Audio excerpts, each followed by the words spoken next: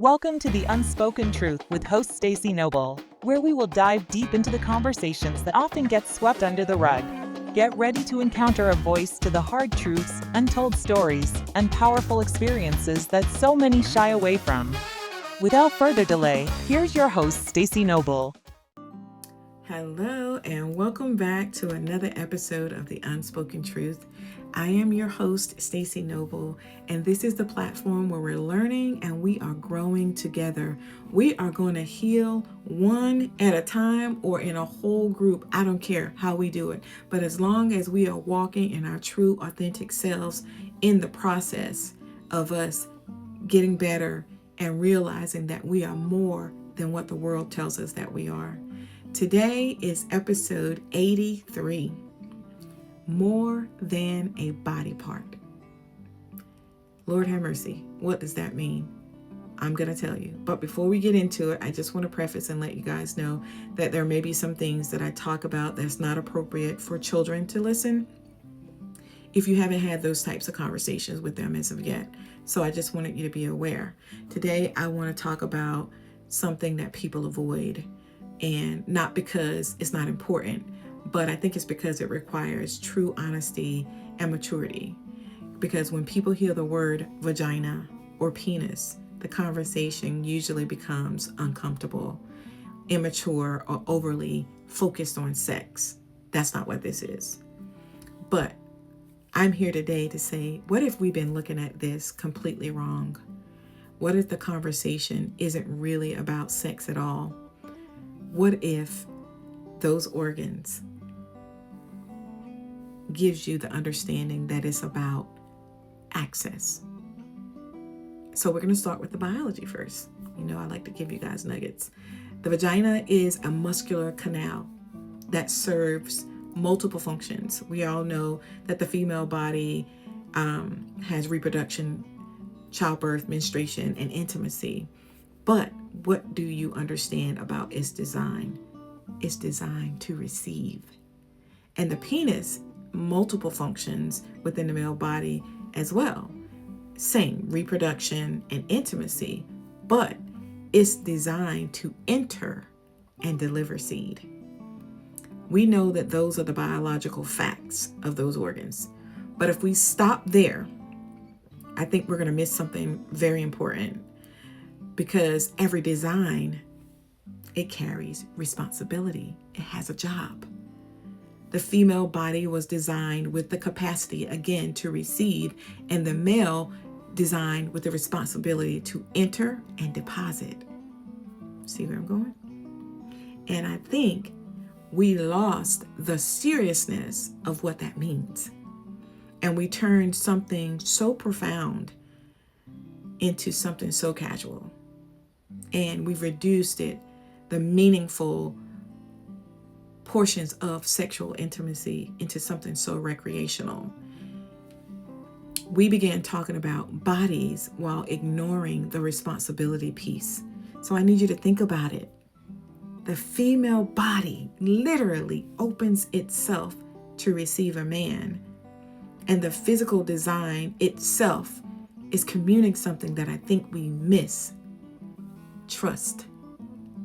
The physical act itself communicates vulnerability because a woman is allowing access to one of the most private spaces of her body. And if we're being completely and fully mature and honest, that access should mean something. It should never be reduced to a conquest, like you're trying to conquer something. It should never be reduced to validation or a temporary moment of pleasure, because whenever access is granted, responsibility should follow. A man entering that space, he should understand the weight of what he is being given by this woman. And it's not ownership or control or entitlement. Again, it is trust. Because when a woman grants access to her body, that man should understand that what is being offered is deeper than flesh. If he's mature enough, what he should be saying to himself is, I will protect what I have been entrusted with. I will respect what she has given to me. I will honor the vulnerability you have shown me. I will understand access is a privilege, not a right. Because if he desires access to a woman's body, but has no intention of protecting her heart, her mind, her spirit, or her humanity, then understand what he is desiring is not intimacy. It's not.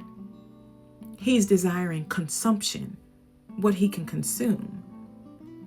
And there's a difference. Likewise, women must understand that receiving from this male is not a passive act. Discernment is active. Not every man who wants access deserves access. Not every man who is attracted to you values you. And you need to understand that. Just because he's pursuing you doesn't mean he respects you. And even if he's complimenting you and saying all the right things, that still has not earned the right to enter your life. This is why I force identity and knowing who you are. So when they do come up and say all the right, sweet nothings, it means nothing. Because the question is not whether someone wants access. The question is whether they can be trusted with it. And this is where the conversation becomes bigger than anatomy. Just think about it and give practical examples. I'm going to tell you. You protect your bank account, your portfolios, your homes with passcodes and key codes to get in. You protect your passwords, your identity, your social media accounts. But you have no standards for who gains access to your body. Why is that? Let something suspicious happen on your credit card because you are monitoring it with hawk eyes. But we don't monitor suspicious behavior in relationships. Why is that? Unfamiliar charge on your bank account, you're going to call that bank so fast to find out what's going on, but ignore red flags from people asking for intimacy into your private space. Why? Why are we so diligent about protecting our money, but careless about protecting our peace? Why are we more selective about who can access our finances than who can access our vulnerability? We can recognize the value of everything else except ourselves. And the truth is that intimacy, it creates access to our bodies, to our thoughts, to our insecurities, our dreams, our fears, even parts of us that we don't even show the world. And once someone has access to that space, what follows that? I'm going to tell you, influence follows that. What do I mean? You know what it means. Influence, how you see yourself, because you've connected to this person. Influence over your confidence, over your peace, over your emotional well-being.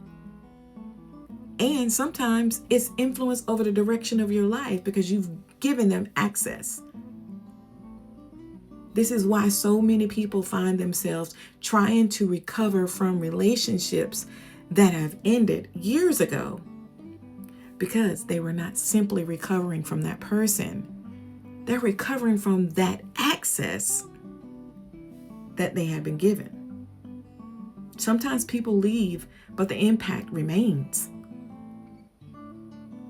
And when I say impact, I'm talking about words that were spoken in that relationship, wounds, confusion, self-doubt, questions remain. This is why access matters. And please understand, people, I'm not saying that intimacy is bad. or desire or that our bodies are bad. No, we're designed to feel and want.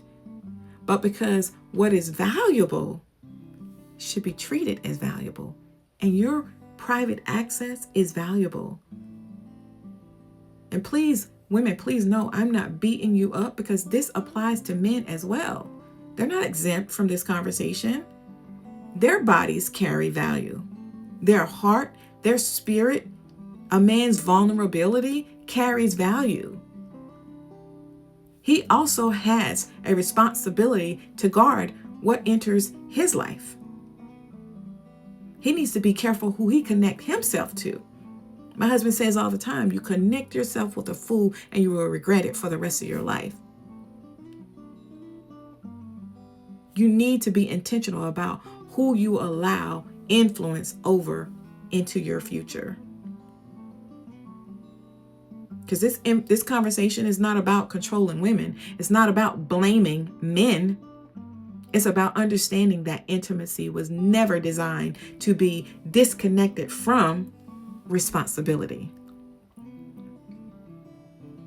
I think many of us, we were never taught, that how we attract. We were never taught how to pursue, how to impress. Very few people taught us how to discern or how to recognize somebody's character. Is it good? Is it bad? We need to know how to identify emotional maturity in people. Do they deserve access before you grant it? How do you know that? You got to watch. You got to listen. Many people spent years giving access to people who were never qualified to handle you. Has nothing to do with their strength. Has nothing to do with them being foolish or unwise. We all are human. It has everything to do with they want connection. They want companionship. They want love. They want to be seen. And believe me, there is no shame in those things, women and men alike. But the one thing, there is wisdom in learning from it. So if you're listening today and you're thinking about your past, please hear me clearly. This is not a message of condemnation. I am making you aware, making you understand the decisions you've made. You're not damaged. You're not ruined. You're not disqualified. You are not beyond healing or repair. Your past or your future, if you're currently in it, it does not determine your value. Your mistakes don't determine your value. Your experiences do not determine your value. Because what you need to understand, and this comes back to identity, your value existed before anyone gained access to you. And your value will remain whether they stay or whether they go. The lesson is not to live in regret. That's what I'm trying to hit home. The lesson is to become intentional. Ask better questions when you're dating or pursuing someone. Pay attention to character, to flaws, to red flags. Stop confusing desire with commitment, and stop confusing attention with love. And access does not mean value.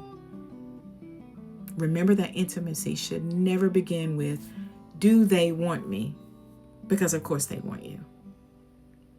It should begin with, can they be trusted with me? Because my body is more than a body. Intimacy is more than a moment. Access is more than an opportunity for you to consume. And you are far too valuable to allow anyone into your life who has not first demonstrated that they understand the responsibility that comes with the privilege of knowing you. So it starts with you first. Now, I hope that I've said something today that has resonated with you and it made you stop and pause and think. I've been looking at the reproductive organs all wrong. So please click, share, like, subscribe. This has been the Unspoken Truth with Stacey. And as always, do you hear what I'm saying? I appreciate you guys coming in every single week. I love you and I mean it. God bless. You have been listening to The Unspoken Truth with Stacey Noble. I hope today's conversation sparked something within you, whether it's a new perspective, a deeper understanding, or just a thought to carry with you. If you enjoyed this episode, don't forget to subscribe, share it with someone who needs to hear it. Until next time, take care and stay true.